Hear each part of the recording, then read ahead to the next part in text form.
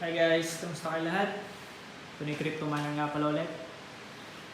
Kamusta lahat guys? Kamusta kayo lahat? Kamusta ang pagmimina natin? Shoutout sa mga kasama natin dyan sa Discord, sa Facebook. And today's video guys, gusto ko lang ipakita sa inyo yung may weekly payouts natin. Actually hindi na siya hindi na siya weekly payouts dahil nga umabot siya ng 9 days bago nag-payout. Actually hindi siya 9 days dapat since 12 hours ako na naka-offline nung nakarang araw kasi nga hindi pa nakapagbayad yung flat holder dito, yung internet, so parang nawala yung internet connection, so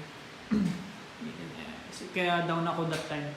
And syempre hindi na kasi ako yung flat holder before, kasi ako yung flat holder before kaya nakapagbayad agad ako, so ewan ko kung bakit.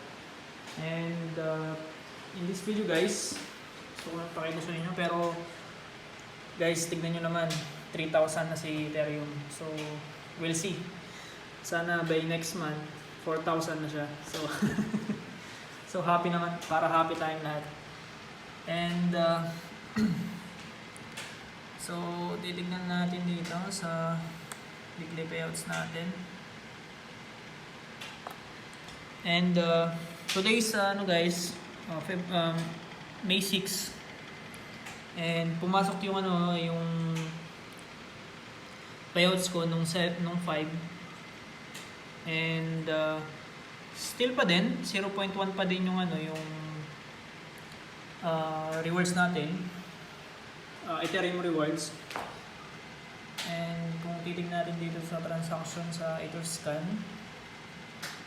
kung ilang dollar to equivalent, so around 378 siya guys. Pero hindi siya like I said, hindi siya 7 days, hindi siya 1 week. Umabot siya ng umabot siya ng kung nakita nyo dito, yung last payout ko is April 25, so umabot siya ng 10 days. So umabot siya ng 10 days guys. So kung titignan nyo kasi dito sa natin, sa estimated daily rewards natin, sa high bound pool nga pala gamit ko guys, hindi Ethereum, high bound pool. So 0.01 na lang kung itatimes yan into 7, so ito yung pinaka-estimated rewards natin in Ethereum in a week. So hindi tayo hindi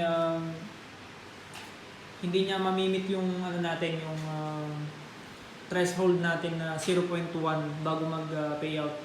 So I'm planning na guys, i-move yung high bound pool na gamit ko ngayon sa dating ginagamit ko na anong tawag ito, yung Etherscan, ethermine.com, ethermine.org mining pool. Since yung ethermine.org meron siyang 0.05 na at least minimum threshold within a week, so pwede ngayon yung gagamitin ko para makapag withdraw agad ako, para just in case, since in a week naman kasi guys, kahit na-hold mo yan, may ipon at may ipon pa rin naman yan kung tataas yung price na Ethereum. So angat din yung mga nakapending na threshold natin na namina in that week. So that's my plan guys, yun yung diskarte ko. Since sa mga matagal nang nakasubscribe sa akin, alam naman nila na yun yung ginagawa ko ngayon. Yung iba hino-hold ko, pero hindi the rest lahat kay Ethereum. Sa ibang coins ako, sa ibang altcoins. So hindi yun financial advice, it will up to you guys. It's my choice na lang.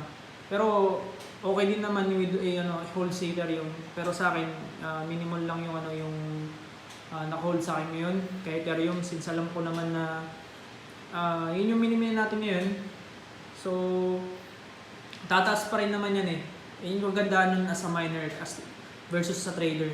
So aakyat pa rin yung price ni Ethereum kahit na mag-withdraw ka every week, since kailangan mong like I said, kung nasa Pinas ka, ang isang ano mo lang doon ang i-consider mo is yung sa electric cost eh, di ba?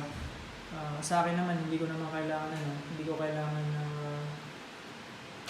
na mag-withdraw para sa pambayad ng electricity since yung sa binabayaran kong bahay ngayon libre naman siya lahat. So hindi naman siya ganun kalaki yan kaysa naman dun sa dati kong since ako kasi yung guys dati yung flat holder sa dati kong bahay. So alam ko din naman hindi naman ganun kalaki yung electric cost. So kaya ko siyang control. And ano pa ba? And cryptocurrency. So steady pa rin guys. So talagang na-meet na naman ni Ethereum yung all-time high niya na 3.5. So hopefully next month 4,000 para okay tayo. Okay yung mining profits natin until hindi pa na-meet yung hindi pa may implement yung EIP 1559 this coming July para masulit pa lalo na yung mga kasama natin dyan na bago at makapag-ROI kayo agad. Okay yun. And ano ba si Bitcoin ngayon is steady pa rin sa less than 60,000. So ano pa rin siya consolidation pa lang siya na period. So we'll see guys. And ano pa ba yung Ethereum difficulty chart natin guys, talagang pataas siya ng pataas. So kung titingnan natin dito yung pinaka difficulties natin sa around 7.4 terahash na.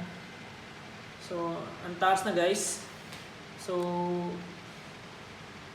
kung guys kung stay pa rin si Ethereum like kasi sa last month na sinasabi ko, kung mag-stay si Ethereum ng 2,000 before, so hindi ganun kataas yung rewards natin. And since tumaas yung guys, yung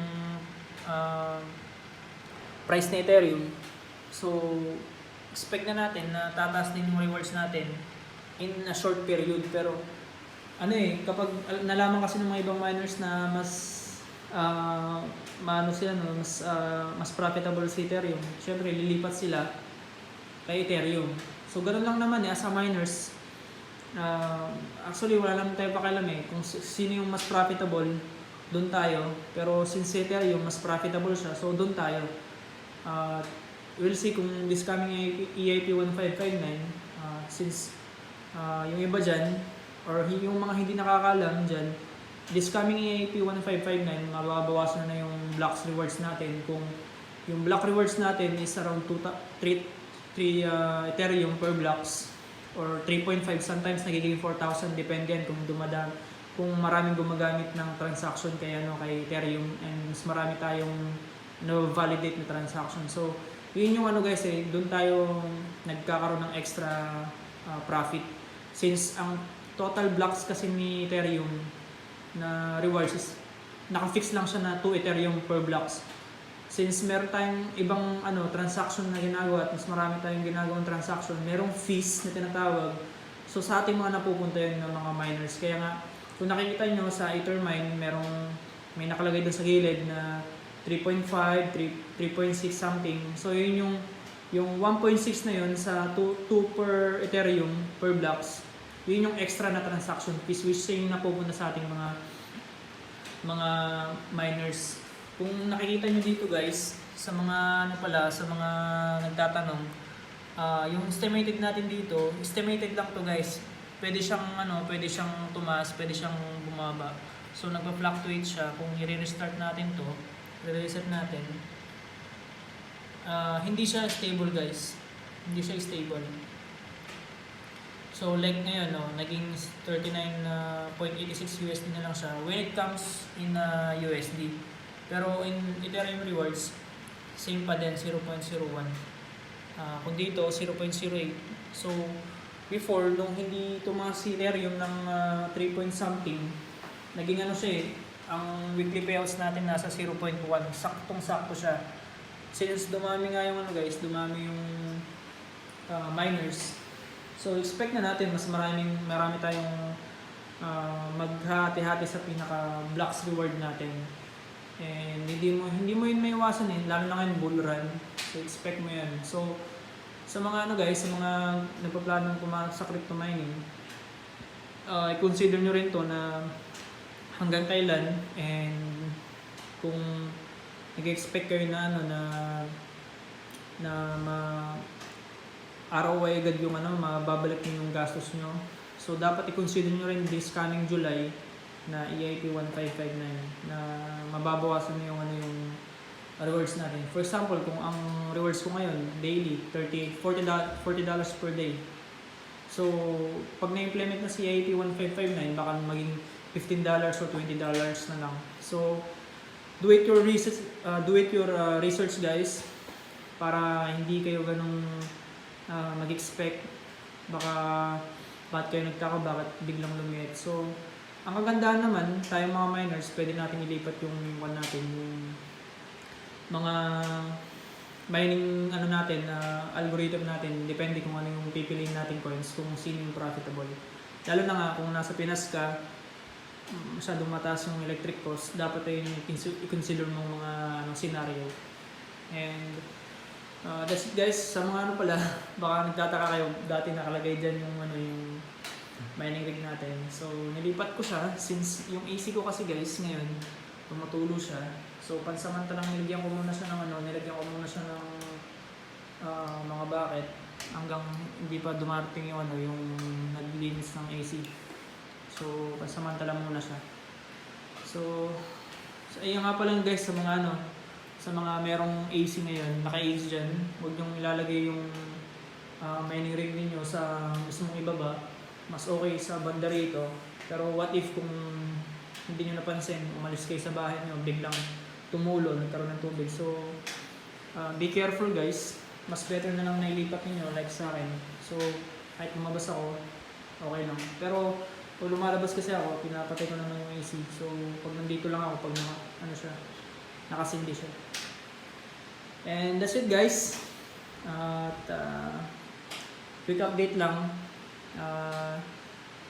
Nakita nyo na. So nararamdaman na natin yung mining difficulties.